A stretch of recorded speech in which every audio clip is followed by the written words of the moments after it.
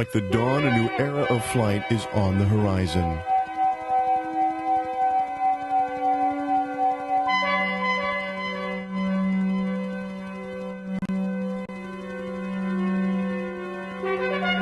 A time that will change our relationship with the sky.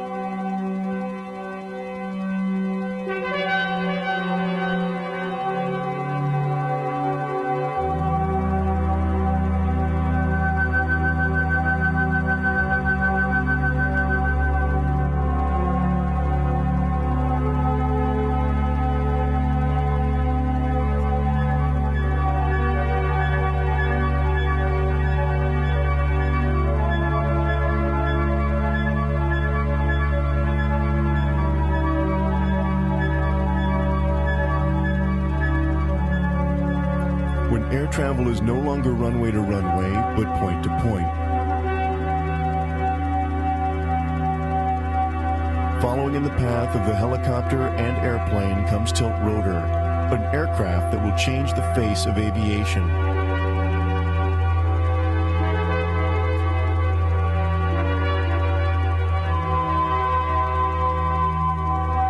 I'm Craig Schmidtman.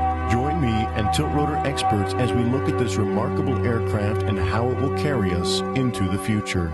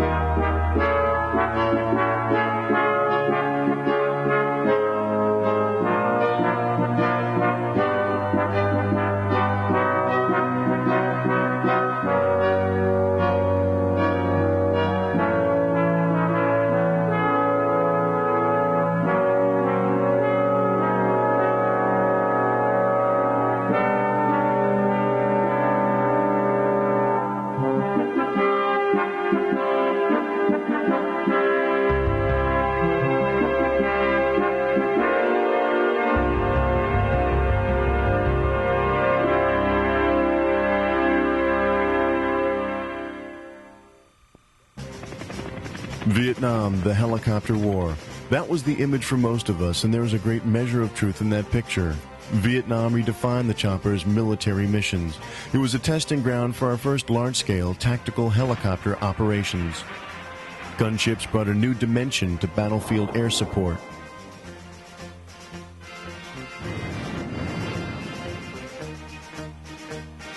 Helicopter troop transports, such as the CH-46 Sky Knight, provided a tactical mobility previously unknown.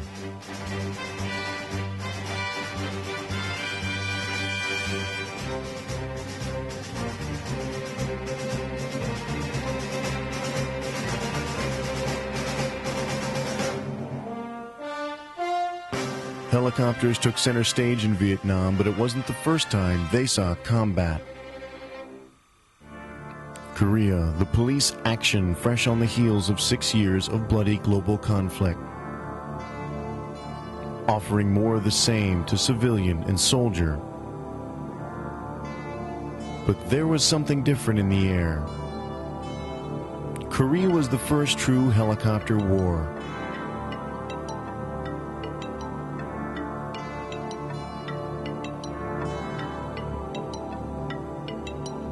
Helicopters carried troops, performed search and rescue,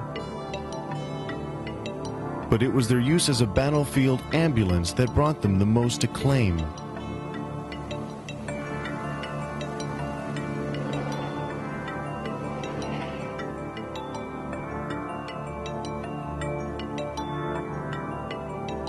Harsh terrain and unforgiving elements have always plagued men at war, and Korea was no exception.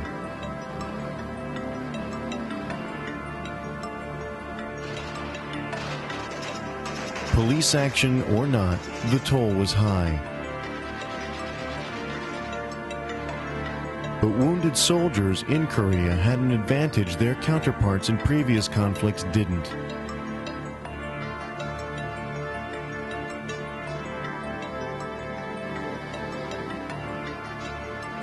When the call for help went out, evacuation by air meant care was minutes instead of hours away.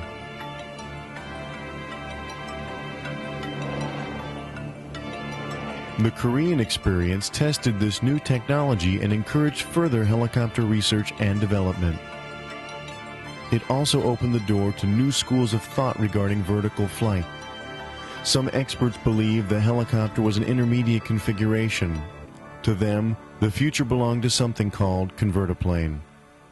Well, it was right after World War II. The research and development was really in high gear for all types of aircraft.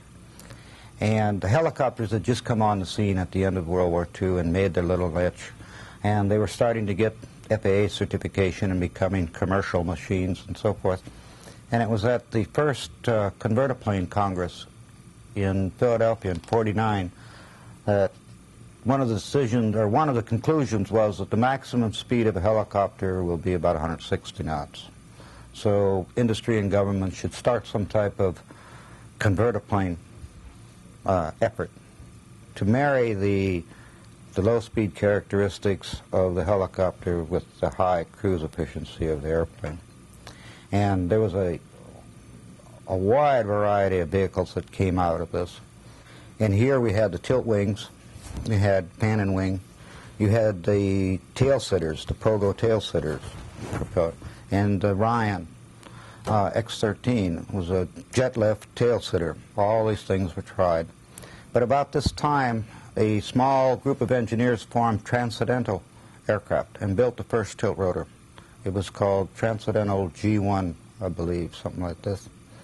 And it did fly as a helicopter, and it did convert. It never, I don't believe, made a full conversion. They got to about 70-degree power angle, but they had gotten to the point where 95% of the weight was carried on the wing. So you can say they demonstrated the ability to go from rotor lift to wing lift. One of Transcendental's key engineers was Robert Lipton. Although heavily involved in the design of their first tilt rotor, Lipton left the company and joined Bell Helicopter before the 1G ever flew. Bell Helicopter's Ron Reber. So he received internal funding initially to do some research, to do some analysis and some primary research. He then went to the Army and Air Force, and the U.S. Army was buying aircraft. They were buying airplanes and helicopters, but the Air Force was kind of the purchasing agent, kind of like the Navy and Marine Corps now. The Navy does the purchasing. So Lipton convinced not NASA, but the Army to fund the program and to prototype 2 aircraft.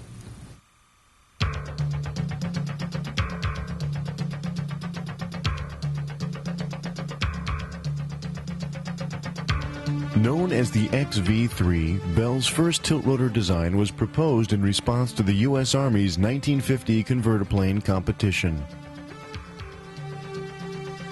As one of 19 designs submitted, the XV-3 survived through the design study, wind tunnel, and mock-up construction phases to be chosen as one of 2 to go on to prototype construction. The other concept to fly was a compound helicopter, the McDonnell XV-1, but it never went beyond the prototype stage. The rollout of the first XV-3 was on the 10th of February 1955 at Bell's facilities in Fort Worth, Texas. After extensive ground tests, it conducted its first hovering flights on August 11, 1955, with Bell's test pilot Floyd Carlson at the stick.